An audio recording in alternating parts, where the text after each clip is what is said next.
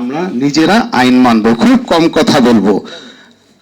আসলে খুব বেশি বলার নাই। আমার এখানে যারা বিজ্ঞ বক্তা আছেন অনেক ভালো ভালো কথা বলেছেন। বিএনপির মতো একটি দলকে কোনো সাজেশন দেওয়া আমাদের পক্ষে সম্ভব নয়। শুধু এতটুকুই বলবো যে আপনারা ক্ষমতায় এসেছেন, আপনারা রিকনসিলিয়েশন করেন, সকলকে একসাথে নিয়ে এই দেশকে এগিয়ে নিন। সবাই সবাইকে শ্রদ্ধা করি, সবাই সবাইকে শ্রদ্ধা করি। এখানে সবাই এই দেশের মানুষ। সবচেয়ে বড় কথা হচ্ছে আপনার স্বাধীনতা মানে অন্যের স্বাধীনতা হরণ করা নয়। এমন কিছু করবেন না, এমন কিছু বলবেন না যাতে অন্যে ক্ষুণ্ণ হয়, যাতে অন্যের সম্মান মর্যাদা ক্ষুণ্ণ হয়। এবং এইভাবেই আমরা সবাই এগিয়ে যাব ইনশাআল্লাহ। পবিত্র রমজান মাস আগত। রমজানের প্রধান শিক্ষা হচ্ছে সংযম এবং সহমত সহ অবস্থান। আসুন আমরা সকলে মিলে সহাবস্থান করি, ধৈর্য ধারণ করি, দেশের কল্যাণের জন্য কাজ করি।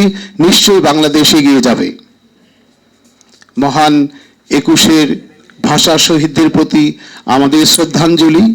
এই দেশটাকে, এই ভাষাটাকে পৃথিবীর একটাই মাত্র দেশ যারা ভাষার জন্য যুদ্ধ করেছে। আমরা তাদের সকলের রুহের মাগফিরাত কামনা করি, তাদের জন্য দোয়া করি। সবশেষে ছোট্ট একটা গল্প করে শেষ করব। 1989 সালে আমি তখন ইয়াং ক্যাপ্টেন ছিলাম। এই প্রেস ক্লাবে এসেছিলাম একটা অপারেশন করবার জন্য। তখন অনেক গন্ডগোল হচ্ছিল এখানে। তখন প্রেস ক্লাব এরকম ছিল না, রাস্তাও ছোট ছিল। তো পুলিশ ঢুকেছে, বেশ মারামারি হচ্ছিল, কাকে যেন ধরবে, আমাদেরকে পাঠানো হলো। আমরা আসলাম, ওখানে একজন প্রবীণ সাংবাদিক দাঁড়িয়েছিলেন। আমাকে হাতটা ধরে বললেন, ক্যাপ্টেন সাহেব আপনারা ভিতরে যাবেন না।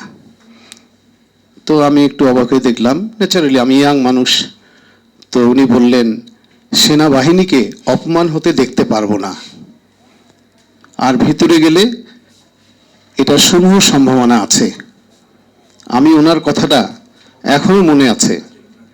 আমি ওয়ার্ল্ড সেটে আমার ঊর্ধ্বতন কর্তৃপক্ষকে বললাম, উনি বললেন যে ভদ্রলোক ঠিকই বলেছে, তুমি সেফ ডিস্টেন্স মেনটেন করো। কেন বললাম এই কথাটা? আমরা এই দেশের যত নাগরিক বিএনপিকে ভোট দিয়েছে, 17 বছর পর যাদেরকে নির্বাচিত করে এনেছে, তাদের অসম্মান দেখতে চাইব না, আর একটা আন্দোলন দেখতে চাইব না। আমরা চাই ওনারা সুন্দরভাবে সঠিকভাবে দেশটা পরিচালনা করুক।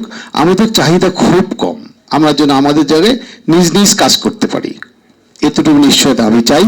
আপনারা সবাই ভালো থাকবেন, সবাই সবার জন্য দোয়া করবেন। আল্লাহ হাফেজ। বাংলাদেশ জিন্দাবাদ।